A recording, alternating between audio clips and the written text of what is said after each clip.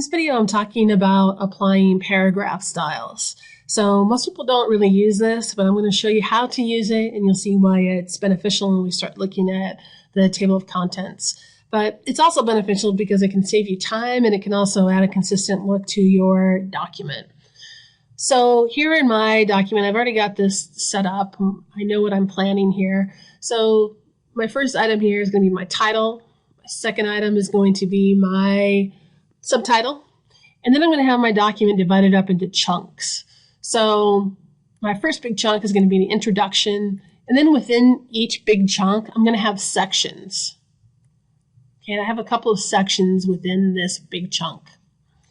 And within each section, I'm going to have paragraphs, and sometimes I might have paragraph headers. Okay, so scrolling through my document, my next big chunk is closing, and within that, I've got two sections, and I've got more paragraphs with paragraph headers. Okay, so we're going to start working with this and applying our styles so that you can really see how this is going to work.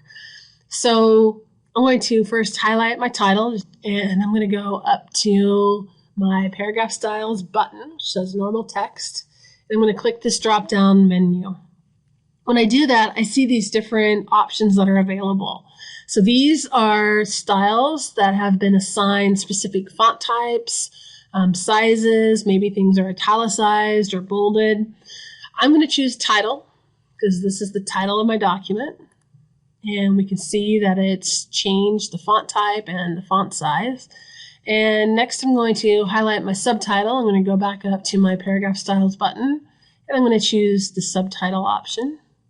And what that's done is it gave it a different font type, size, italicized, and it changed the color. So it doesn't matter which text I apply this effect to, it's always going to have that same effect. Obviously, it's a title and a subtitle, goes at the top of our document, so that's where those styles are going. So earlier before, I said we're going to have within each page big chunks of information that are going to be organized. So I've got introduction. So I've got that highlighted. If I go up to my paragraph style, I'm going to choose heading 1. Heading 1 is the highest level of emphasis that you can give into your document, aside from the title or subtitle.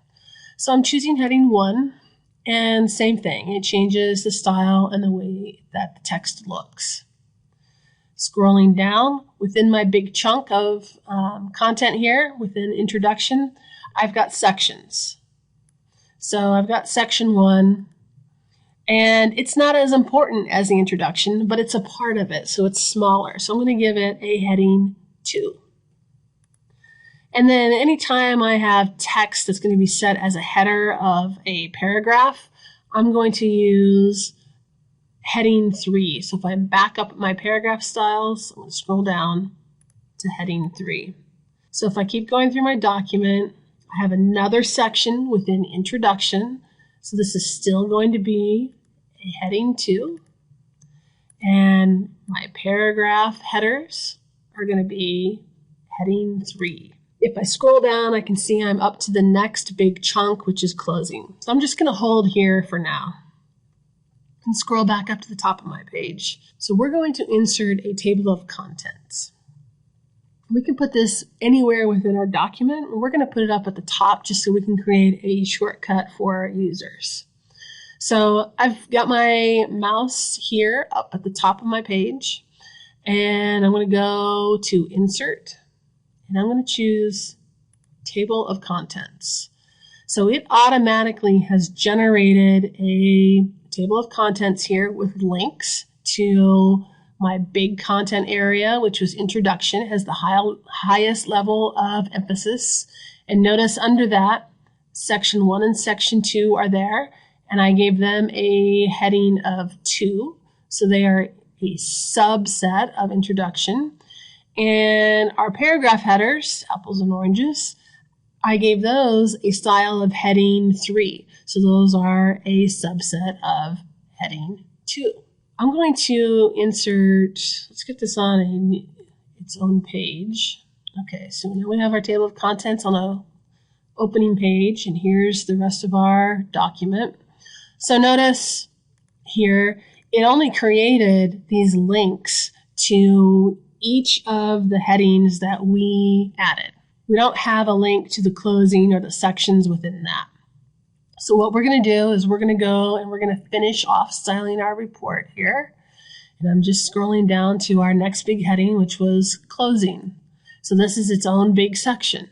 So if I go back up to paragraph styles and choose heading 1, so it's got that bigger style, and section 1 within the closing is a subsection, so that gets a heading 2. And lemons is a paragraph header, which we're assigning as a heading 3. And we've got our section again. We're going to give that a heading 2. And our paragraph header, we're going to make that a heading 3. And I'm just going to make some adjustments here so these show up a little bit better. Okay. So now if I scroll back up to the top of my page, this is our table of contents. But even though we styled our text, we can see it's not showing up here in our table of contents. So all we need to do is, if you look all the way over to the right, there's a refresh button. If I click this, look what it did. It took in the next chunk of information. So now we have our closing, we've got the sections within that, and our paragraphs. And everything is indented based upon the headings that we chose. Okay, so this is in order of importance. Title and subtitle are most important.